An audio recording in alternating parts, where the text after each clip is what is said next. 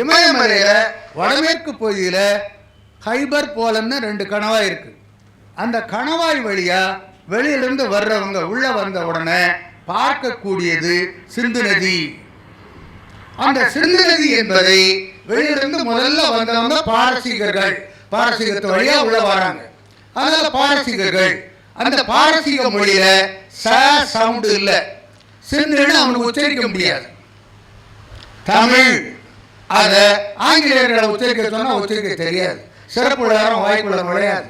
அது மாதிரி பாரசீகர்களுக்கு சவுண்டு இல்லை.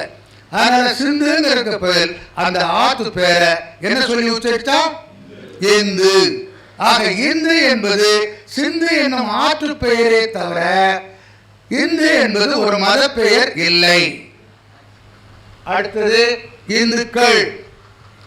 இந்துக்கள் என்பது சிந்து நதி பகுதியிலே வாழ்